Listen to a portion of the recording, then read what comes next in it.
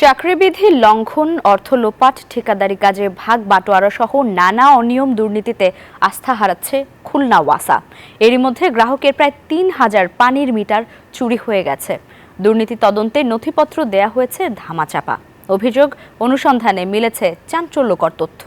মাকসুদ রহমানের তথ্যচিত্রে desk report. প্রায় ২,৫৫৮ কোটি টাকা ব্যয়ে খুলনা পানি সরবরাহ নামে মেগা প্রকল্প বাস্তবায়ন করেছে খুলনা ওয়াসা। তবে এরই মধ্যে শতাধিক নলকূপ ও পুরাতন পাম্প হাউজের মালামাল লোপাটের অভিযোগ উঠেছে। চুরি হয়েছে গ্রাহকের ৩,০০০ পানির মিটার, যার মূল্য ১.৫ কোটি টাকা। ফলে ভোগান্তিতে পড়ছেন গ্রাহকরা। আমাকে যখন হয়রানি করে আমি তখন অভিযোগ দিলাম। অভিযোগ দিলে সেই অভিযোগের বিচার কার্য শুরু হয়। বিচার কার্য শুরু হয় এক পর্যায়ে সেই বিচার প্রক্রিয়াই আপনার বন্ধ হয়ে গেল। বান্ডেল থাকলে প্রতি সেনমানিতে টাকা বাঁচবে। বিকাশ সেনমানি বান্ডেল কিনে জিতুন প্রতি লেনদেনে। অভিযোগ রয়েছে, জোনের প্রধান হিসেবে রক্ষণাবেক্ষণের দায়িত্ব ছিল নির্বাহী প্রকৌশলী রেজাউল ইসলামের। তদন্তে তার বিরুদ্ধেই চাকরিবিধি লঙ্ঘন করে নিয়োগ, ঠিকাদারি কমিশন বাণিজ্য সহ নানা দুর্নীতির তথ্য উঠে এসেছে।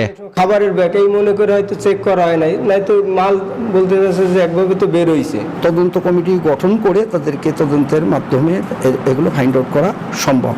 এদিকে মিটার চুরি যাওয়া স্থানগুলোতে সিসি ক্যামেরা কাজ করছে না বলে জানান এই তদন্ত কর্মকর্তা। সিসি ক্যামেরাগুলো চেক করা হচ্ছে, কিন্তু দুর্ভাগ্যজনক যে সিসি ক্যামেরার ওখানে রেকর্ডিং সেভ অপশনটা বিনষ্ট আছে।